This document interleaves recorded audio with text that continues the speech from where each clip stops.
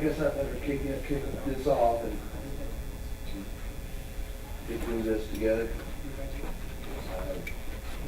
My name is Kimbrough Henley, and I work at Deloitte & Touche. It's an accounting firm, and I'm an IT administrator and end-user tech support.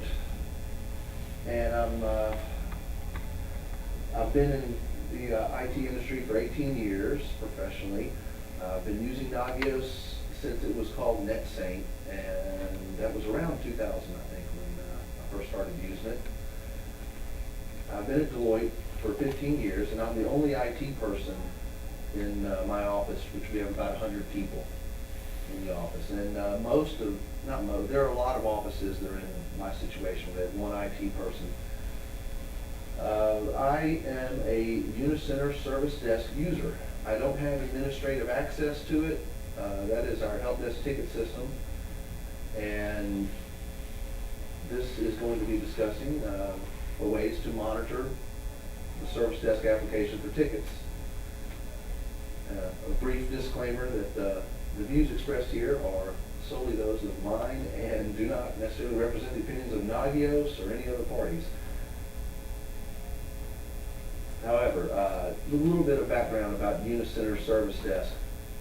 As I mentioned, it's a help desk ticket incident management system.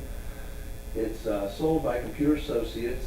It's one component of a whole suite of applications that Unicenter or Computer Associates sells. The other products include knowledge base management, change management, asset tracking, etc. But we're going to be discussing the help desk ticket system called Service Desk. It turns out Service Desk is used by quite a few companies, more than I realized when I first started using it myself.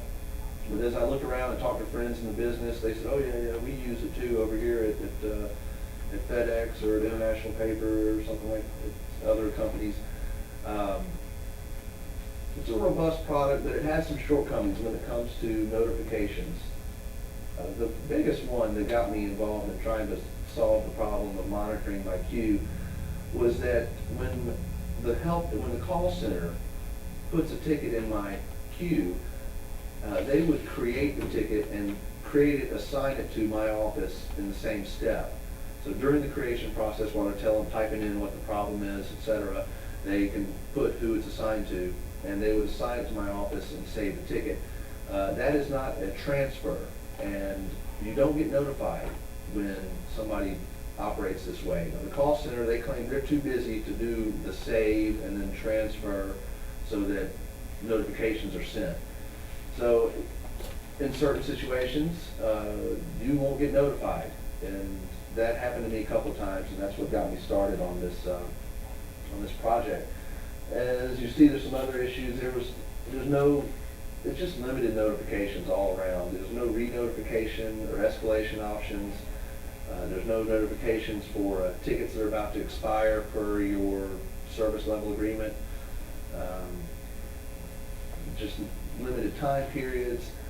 And to me, this has made me, being able to have Nagios monitor my queue for me has made me, obviously more effective, productive, responsive, and compliant with the firm's policies. And as I mentioned, there's limitless ways to be notified with Nagios. I, at one time, even hooked up a festival speech synthesis. I don't know if anybody's heard of that, but it'll speak out the alert. A ticket has been detected in my server room or in my workroom. But you can do all kinds of things. Customize the checks exactly for what you need, what your policies may need. Sometimes in a lot of organizations there's queues that people just don't hover over all day and check, and this is a good solution for that environment, just those less frequently used queues. Very important line item there is that no budget was necessary to develop the solution. I didn't have to go seek out money to purchase anything, and it makes a good service for the customer. And it helps me out when it helps me out when I'm out of the office or on the go. So, at a high level, I think we're all aware, but we'll state it one more time.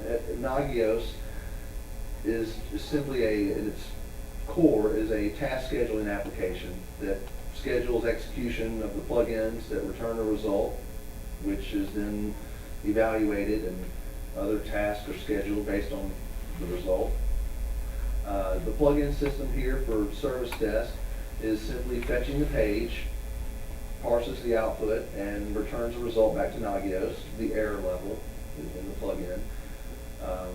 I am using, to develop this, a rather old HP DL380. This is an old quad pinion board with actually 4 physical processors in it and 4 gigs of RAM. And it also runs mid-TV on the back end.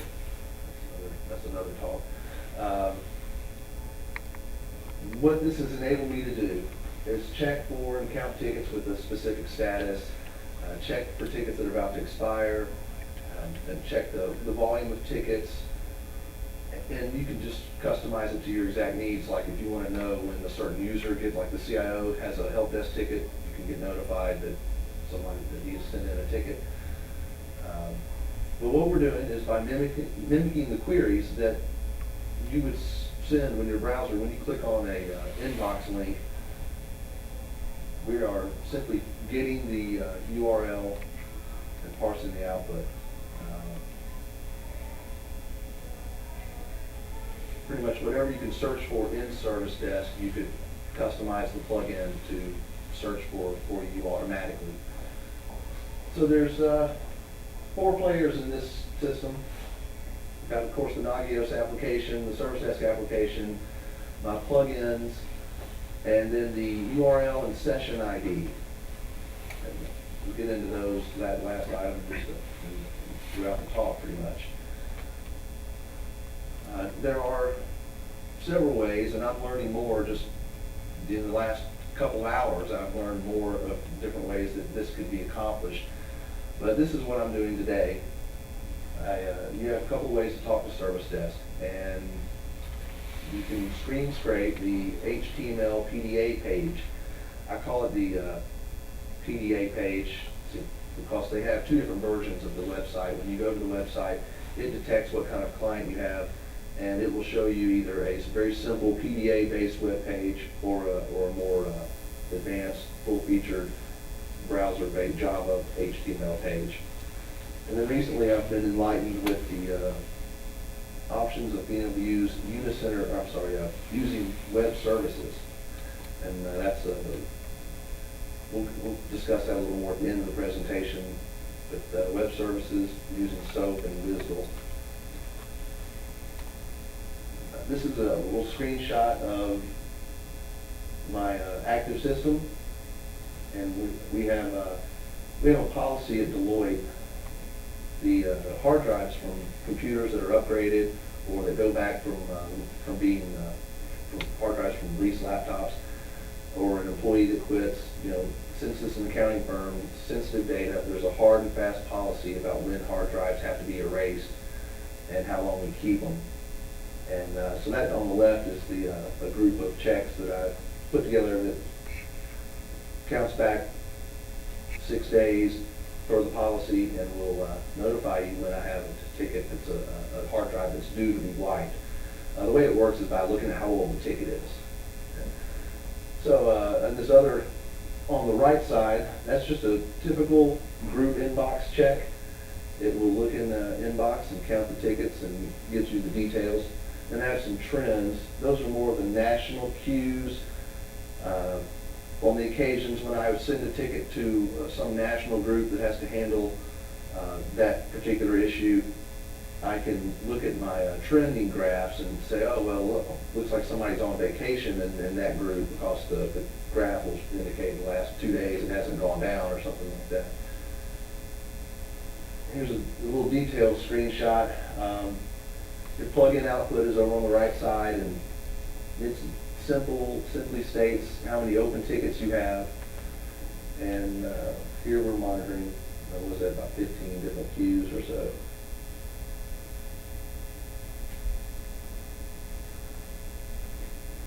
And this is the output from the details page. When you click on one of those services in that previous slide. thank heavens for, I think in version 3 of Nagios, we came out there, that Ethan provided us the long output. Used to be, earlier versions of Nagios, you only had one line of output, and that was all you had to work with. But with the new version, you can take that long output and get you all the extra lines. So this one plugin produces all this output, and we'll see some more of that down the road. This is the service desk application itself. It looks probably like a lot of other help desk applications, but this is the HTML Java-based web pages. Over on the left side is what they refer to as the scoreboard, and those are groups on the left side. You click on a group, shows you the inbox on the right side of the browser page. And this is the page you send the password against to? I'm sorry? This is the page you parse? I couldn't hear you because they started banging plates up here. This is the page you send the password against.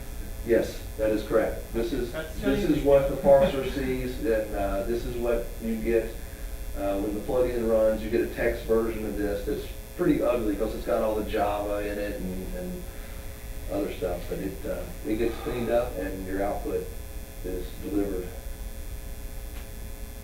This is the PDA HTML only screen that you'll get if you use such a device to connect to the servers, to the service desk servers. It's stripped down, very basic. It works great. There's pros and cons to using this to screen scrape versus the Java HTML pages. And I'll mention some of that as we move along, but the biggest benefit to using this version of the pages is that your plugins don't need any tinkering with. Once you've set it up, once it's monitoring, if the service desk server goes down, the plugins will start working normally when the servers come back up. That's because of the session ID stuff that I mentioned a few slides ago. But we'll get into that again more. I want to give you a little bit of information. This is the search form that's in Service Desk in the Java-based pages. Basically, when we were to fill this out and hit submit, that's what we mimic with the plugins. It will do it using wget, which is a command line, console-based web page fetcher. What did I press? B for blank. This is the notification configuration screen. I just wanted to touch one more time on the fact that it's limited. You can't do much with it. There's no holidays, there's no weekends, it's pretty basic. Doesn't give you a lot of flexibility. Okay. The components of the whole SD Service Desk URL. When you're viewing a page, if you right-click on the frame on the right side, you can see a long URL, and I've put it up there. It's long, it's ugly, and that breaks all presentation code. You're not supposed to put long, ugly, hard-to-read code up there, but just take it for granted. It's long and ugly, and there's a whole bunch of, if this active equals 1, group ID equals something, status equals something. It's all in that URL. And that's what what you'll see when you right-click on the frame. The complete database query that shows an inbox is in the URL, and all those pieces are in there. Now there's 4 variables that in my environment change, and maybe not 4 in everyone's environment, but there seem to be 4 pieces that of information that the script needs to operate. And those are the server name, the PDM web engine, which could be either pdmweb.exe or pdmweb2.exe. And then there's the session ID and the function ID. And those are all in this URL up top here. And obviously, the server name is pretty self-explanatory. Sometimes There might be some application redundancy that you might get a random server address when you first connect to the server. I've seen some installations where when you first connect to the server, it redirects you to another server, so your URL changes up top. And that posed a lot of challenges for me when I was trying to make this work, but thankfully it's been resolved. The pdmweb.exe in the URL indicates what web engine is being used. It seems to be that it's always either pdmweb.exe or pdmweb2.exe. And then there's the session ID. That is, as you can guess, probably is a number that's used to track and identify the type of client and the connection to the server. And it's used to expire the connections to the server. And the last little piece is the function ID, and I have to say it's not completely clear what its purpose in life is, but it doesn't affect our plugin's operation. We use the one you get when you connect to your plugin, and it'll work for you. So the plugin, it needs a valid session, and this is the downside. This is the only manual part of the monitoring of the queue. You'll need to establish a service desk session in a browser and update a text file with the information for those four components, those four attributes of the connection. You would provide the session ID, the FID, the server name, and the PDM web engine that you're using. And the plugin will reads this file. Every time it runs, it checks this SD browser session.txt. Before I get too involved in this, the one thing to remember is that the service desk PDA session doesn't need this information to be reloaded every time the servers restart. If you're using the service desk PDA pages, those are the more simple plugins, simple searches. But if you're using the more advanced search where you have to use that Java page to set a bunch of parameters on your search, then you're using the Java session ID and session information, and when the servers go down, that information has to be rebooted. In fact, I had to do that this morning. The companies, they had to reboot the service desk servers, and most of my plugins use the PDA-based pages, but a couple of them, particularly the tickets expiring plugin, that requires a Java session. So I had to go connect to a browser remotely, open up a service desk session, grab the URL and paste it into this file so the plugin would start working again.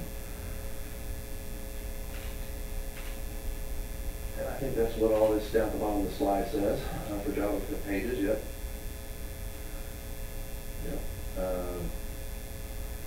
To get this information, I mentioned with the Java, if you just right-click on your browser, the best way I found, the first time you set up the plugin and you're using the PDA pages, the first time you connect, you want to get a user agent. The one and only time. I don't think I've updated this information on my server in weeks and weeks, but the first time you initiate things, you will need a user agent switcher. So I use Firefox and switch user agents to a bot. And then when I go to Service Desk, it gives me the PDA pages and the values that I need. All right, let's see. And I think this is more on that same topic. Plugin checks that use the simple PDA web-based pages don't require manually reestablishing a session. They recover automatically when the servers come back online. That's why using these PDA-only pages is preferred. The more complex searches that you would maybe put together for a particular need, those require the plugin checks and a new session ID to be established via a browser when these servers are rebooted. The connection variables are then stuck into the session ID information file that I mentioned. And as I mentioned earlier, by using the user agent switcher in Firefox, you can establish a session that will respond with HTML only, and you can use those values for your plugin. The other type of, yes, your plugins are going to use, it's going to be either a Java base, it's going to use Java pages, or it's going to use the HTML pages. and your plugin has to be designed for one or the other. Okay, 3 plugins. These are the ones I'm using in my environment today. I have a check group by UUID. This is where it gets a little service desk specific, but the groups have a long hexadecimal user ID, unique user ID, or universally unique, I think is what that stands for. Then we have the check SD group by name plugin, and the check SD expiring. For the check SD group by UUID, this is the reason this is the top list. This is the first one. This is the first one I wrote when I started exploring ways to write it. And if you need your group ID, it's down there. You would click in Service Desk when you're looking at a search form. You click Show Filter, and you get the group ID down at the bottom. Is that long, ugly hexadecimal value.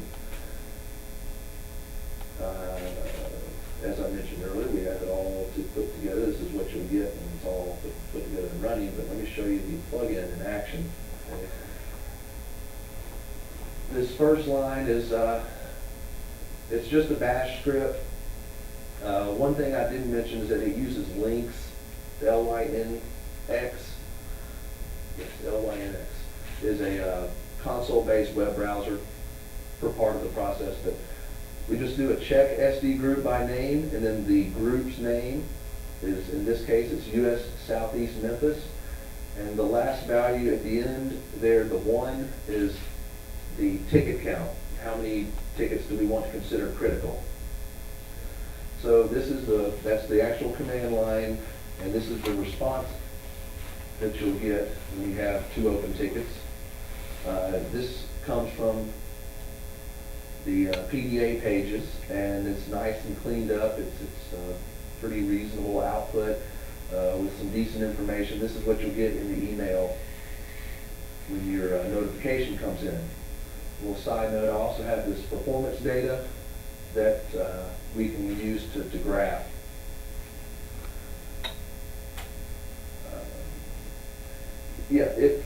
Why would you use the group UUID instead of just doing group by name?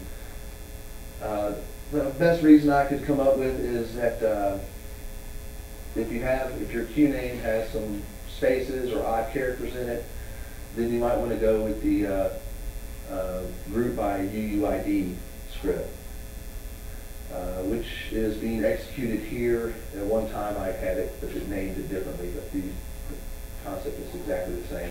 There's your group ID number, and the 1 at the end is the critical level. And then for these type of checks, yes,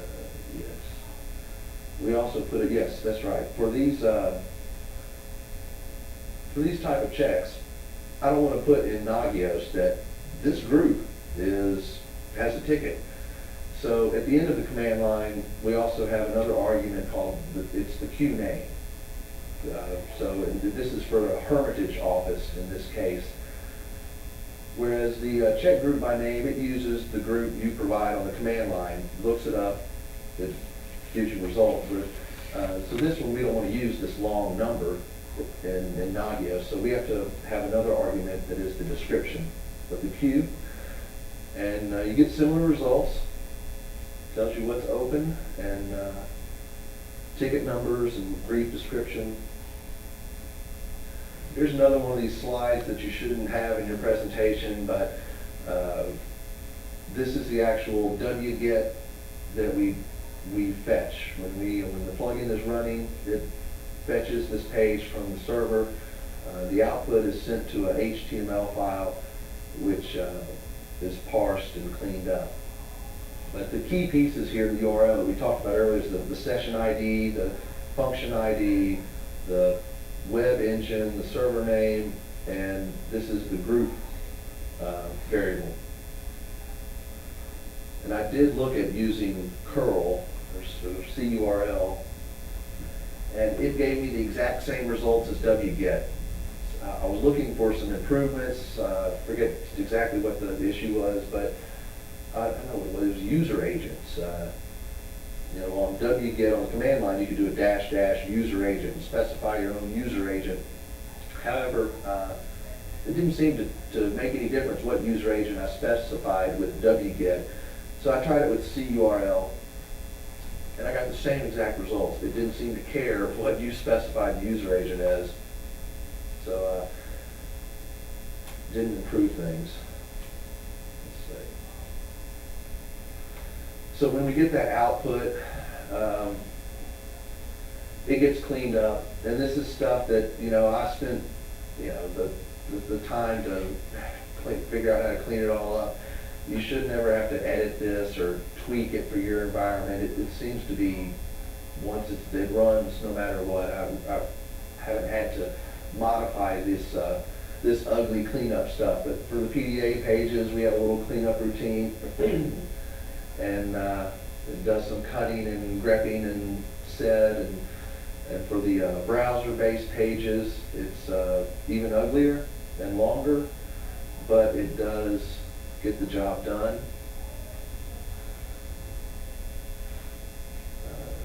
In the end, you'll have a notification that looks a lot like this.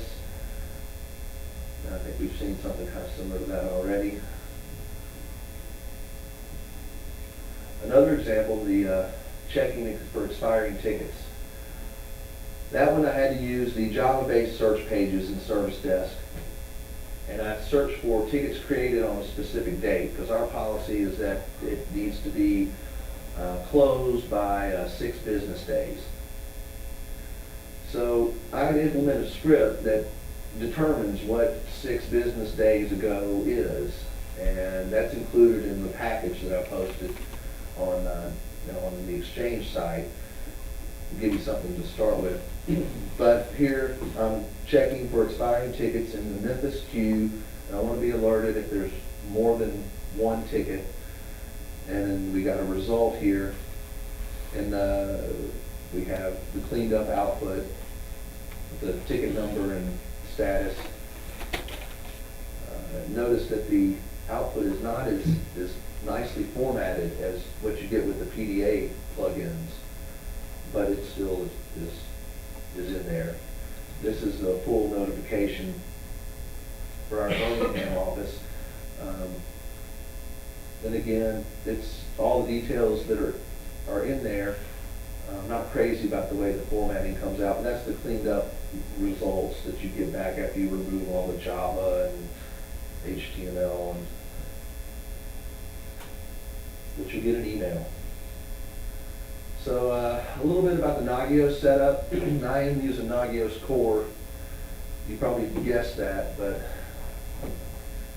the post definition is pretty standard. There's nothing too special about that or unusual.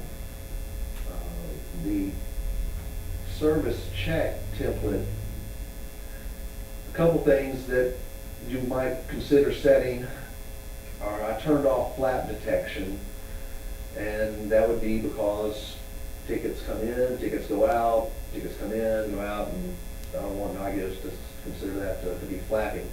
Also, notification options. We will set that to critical only. People don't need to know when I can't check the queue for them. People don't need to know when their queue is cleared. And I think several speakers have mentioned how important it is to be sure you balance the notifications right. You don't want to overwhelm people with notifications, because they will just start ignoring them, and they don't find your work as useful as you think it might be. And I have 2 max check attempts set, and to retry for every minute. And this is the actual service check definition. You can see our check command is using check SD group by name, then the group name, and the ticket count. Of course, we have all nice flexibility options here, when you want to be notified and how often you want to check, etc. Same goes for checking the hard drive retention tickets.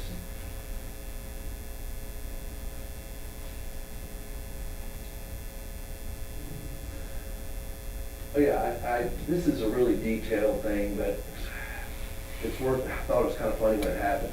I had somebody that's using my service desk notifications, and they said, I don't understand why it says critical in the subject line. Because the email comes in with the subject heading, the such and such queue on service desk is state critical. Okay, but this was just indicating that they had an open ticket with medium priority. That's what the plugin is looking for.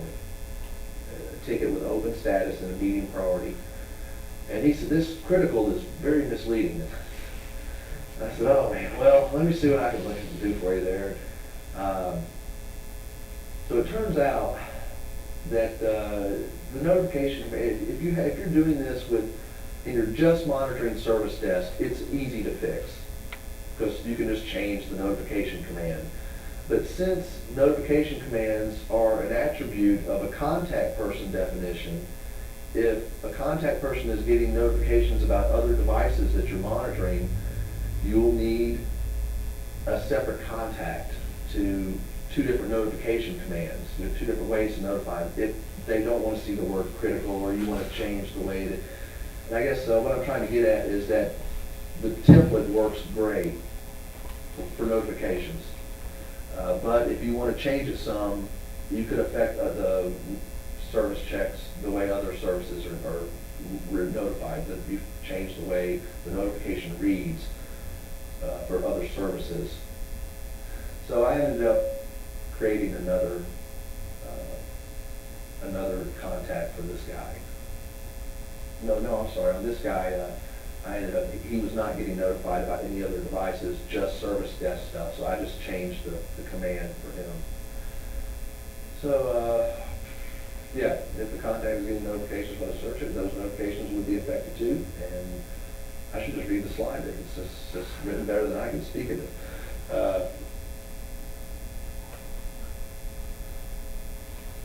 So let me tell you, here's the output for being graphed.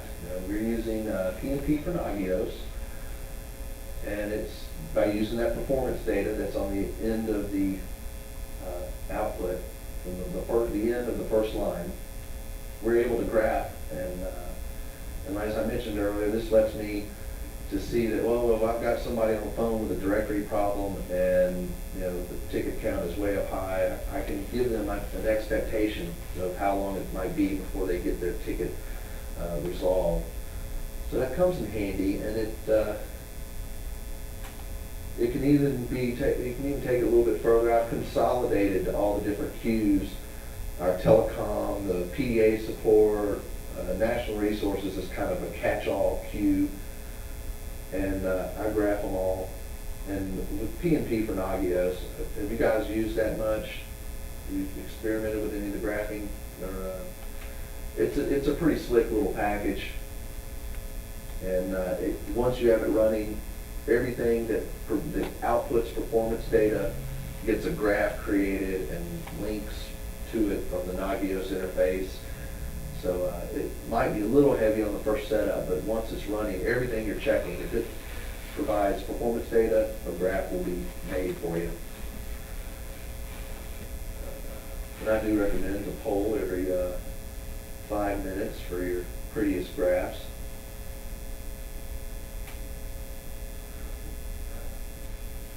A little bit about web services. This is the third way that I mentioned we could check Nagia or check Service Desk. So Service Desk is a web-based application, sits on a web server in the data center somewhere, and web services or web services description language formally, is a set of data exchange standards that enable communication between applications independent of their platform. So this was kind of eye-opening for me because I was not too familiar with it, but it's a service that runs on the web server, and you can actually query it, and it'll respond with things like, these are the functions and the methods, these are the parameters that you can provide me, and it tells you what you can ask it for, and then how to ask it. It's used for, one example might be like for, if I'm running a website and I'm doing some business with Amazon, in my web code, I could have a process where, you add something to the cart, to the shopping cart on my website, and under the hood, I, through web services, would tell Amazon to put this product in a cart, and then at the end of the transaction, you hand it off to Amazon. But, so Service Desk has this web services portal, and it allows you to query.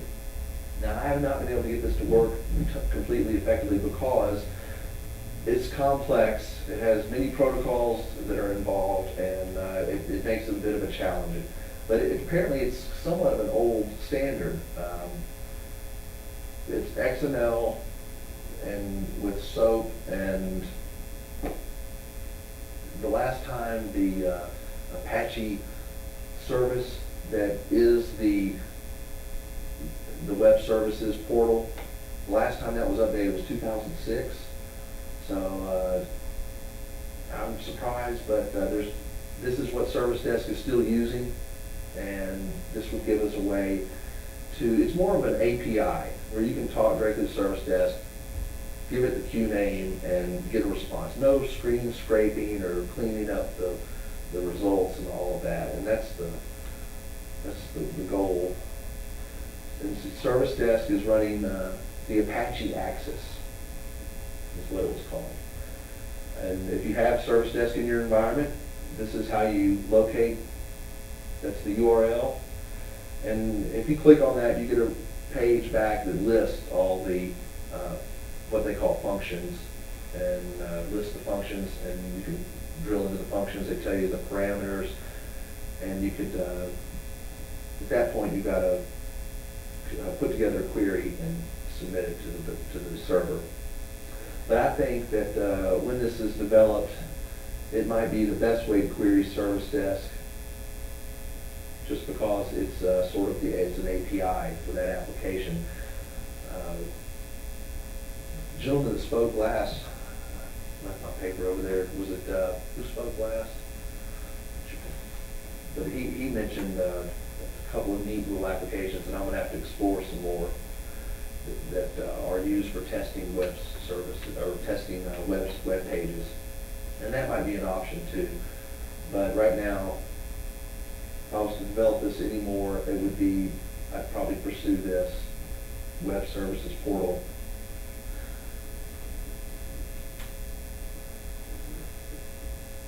So this is my to-do list, things I'd like to see happen, and the top of the list is develop a plugin that uses the SOAP and web services portal. I would also like to automate session ID renewal for those plugins that use the Java-based pages. That to me is would be nice to have that happen. It's just when the servers go down, I would love for the Nagios plugins to recover without any human intervention, but that's not the case today. It is for those plugins that use the PDA pages that we've mentioned earlier. And then another idea is to consolidate all of these different ways to monitor into one command line tool, so you could just specify the search parameters, like I'm looking for this priority, this status, this incident area, this creation date. You could specify these parameters, and then the plugin would just produce that for you. That would be nice. Right now, today, we have 3 or 4 different plugins that do each of these things and customize to your needs. If anybody does get into using these plugins and developing them more, here's some of the tools that I've used to help figure out what's going on that might be useful to yourself. But SOAP UI, Fiddler, Wireshark, the user agent switcher for Firefox is something that should be on there too.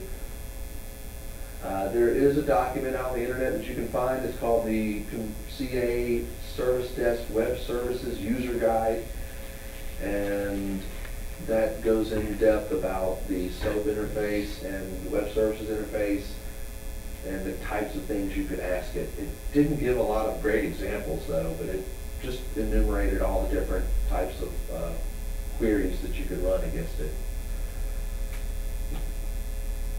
But in short, this is how I ended up monitoring my inbox to make me a more efficient, or at least an admin with a little more free time. And I didn't really elaborate, but since I am a one-man office, having to click on the queue and check for tickets all day just seemed really ridiculous to me and my counterparts as well that are in one-man offices. But the sad thing is that the policies are geared for the larger offices. So when I bring up that, hey, service desk doesn't notify me when tickets are created and dropped in my queue, the other offices, the larger offices, they don't see it as a problem because they have the manpower to sit and watch these queues, and they don't see it as much of an issue. But for me, it's a huge problem and completely unreasonable to assume that I could sit in there and click on the queue all day long. And as well as it's a service providing problem. I've had that happen where the ticket was dropped in there and I didn't have this running, and I think it was the next morning before I happened to look in the service desk and see that I had a ticket. And that to me is not going to make me a lot of friends or very popular. So it's customizable for whatever your needs are, policies, procedures. That's the great thing about the Nagios and being able to write custom plugins. My package is available on the Nagios Exchange website and includes all these scripts that we discussed here. And I believe it might be a good time to ask if anybody needs some more details on any of that, or any questions, or on any of the things I've mentioned here. Let's look at yeah. Yeah, the gentleman that spoke last was Nathan, and he mentioned the cucumber. Has anybody used cucumber? And that's to me is a new animal. But from what I heard him state, that it'll let you, it'll script out what would a browser session where I'm clicking here, I hit submit. Apparently all that can be scripted, and so that's given me some more ideas too about maybe a better way to monitor Nagios or monitor the service desk application. But I really appreciate you guys listening, and I hope found it somewhat insightful and maybe a little helpful. That would be great. Hope so. Any questions? Yes, sir. Mute the microphone. Yes. Let's see what this one. There you are. This might border on the absurdly technical, but you were mentioning that you're logging with a web browser to get the session ID. Is there a particular technical reason you're doing that, or you haven't been able to get the session ID out of the session? I can't get a Java base. If I do it from the command line, I end up with what turns into a PDA session. The service desk responds with a page that's PDA, the simple HTML. So that at this point, the best way I've been able to do it is to use my browser and get the URL and stick it into my file. And servers go down about, I don't know, every couple of weeks they do some kind of maintenance. It's not a huge daily affair, but it happens, about once every couple of weeks where I need to go in and update the information. But the nice thing is that the PDA plugins don't require that. So if you're not worried about doing those more advanced searches, then you can just use what the PDA pages offer, and it works really well. I don't have to worry about them at all. Part of me thought about just leaving out the whole Java and stuff and just sticking with PDA but I wanted to show you everything I've got. No, it looks awesome. Yeah, Right. we're trying to rip out, or integrate, I shouldn't say rip out, a service desk implementation right now, and this is Yeah. going to be helpful. Well, good, great, good. I'm so glad that you guys are using it, that you can find it helpful. This is great. Anything else? Any other questions, guys? All right. Thanks a lot for your attention